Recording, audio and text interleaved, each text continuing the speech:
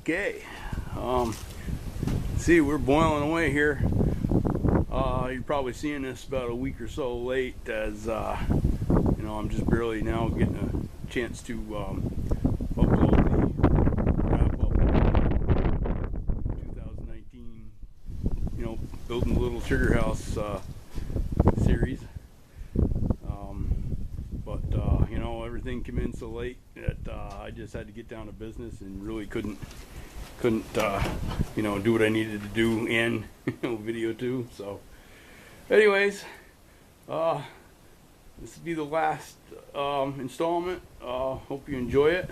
I had hoped to have a little more video of the actual construction process, but you know, as I said, I got so behind, in the season itself is, you know, started so late that I got to the point where I just couldn't, you know, concentrate enough on doing what I had to do and you know, making the video also. But anyways, you know, we got what we've got, and I hope you appreciate it and enjoy watching it, and maybe encourage you to do some similar sort of project.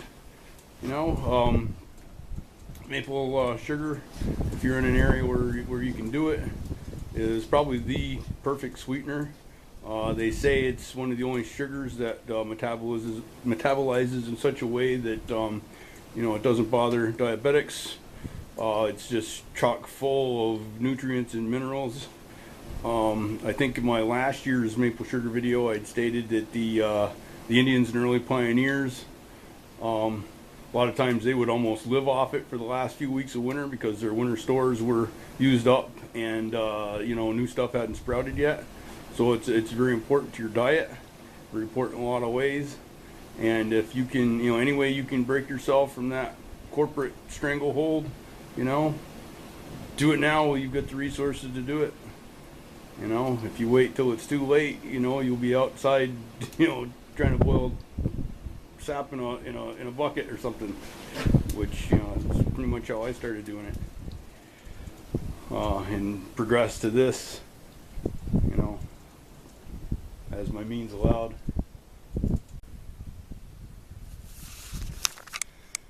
Okay, so getting ready to hopefully wrap this Sugarhouse project up.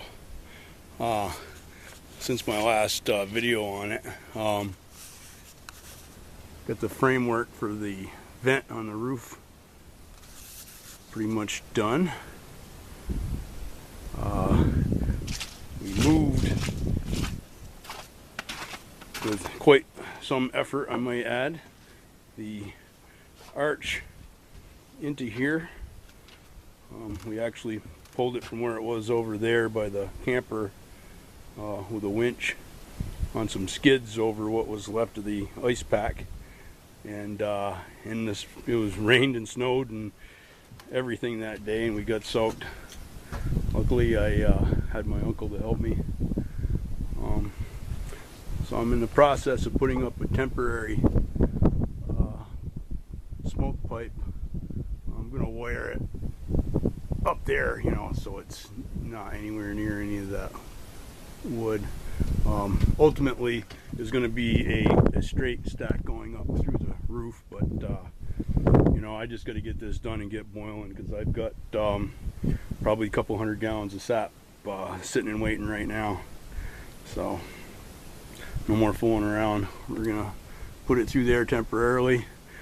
Probably today, once I get this smoke pipe situation dealt with, I'm gonna finish the siding, and tomorrow hopefully my uncle is going to come over again, and we're gonna put the roof on, and that's gonna be close enough for this year, and we're gonna get boiling. In fact, if I can get the siding on and the smokestack where it's supposed to be, I might even boil some tonight.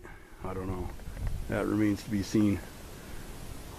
Looks like after today, though, I'm not going to be boiling without a roof on it, because as you can see, it is quite overcast. Anyways, we're getting there. Long process, you know. That's what it's like.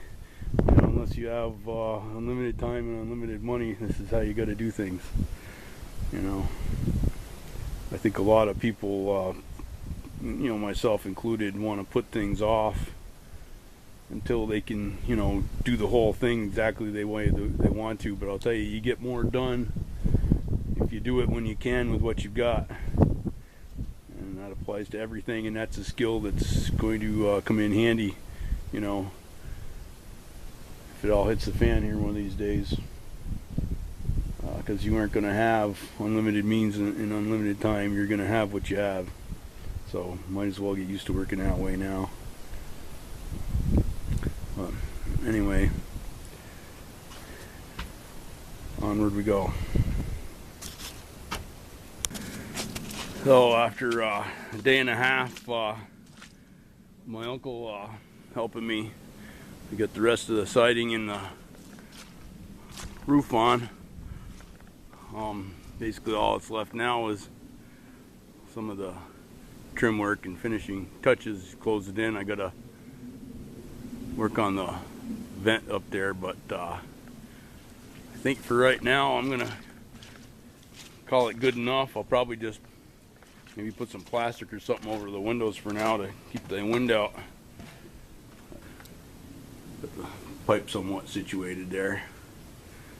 And anyways, I got all my buckets out in the woods are probably full right now because it's been nice the last couple of days and 20 degrees at night. So I'm sure there's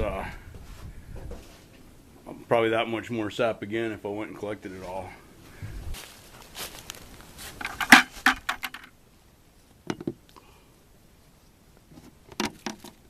That's a full one.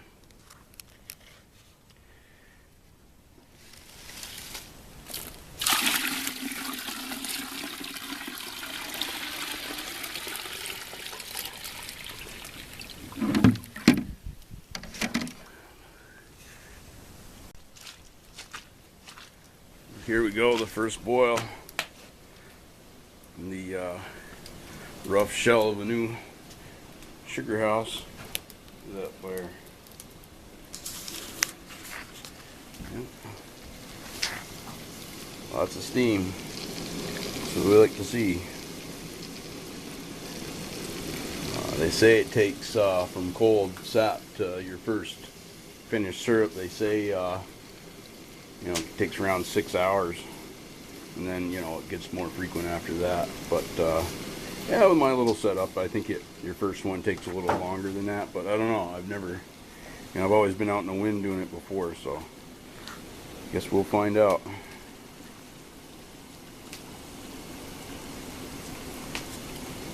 Well, it's starting to get a little too warm for sugaring season.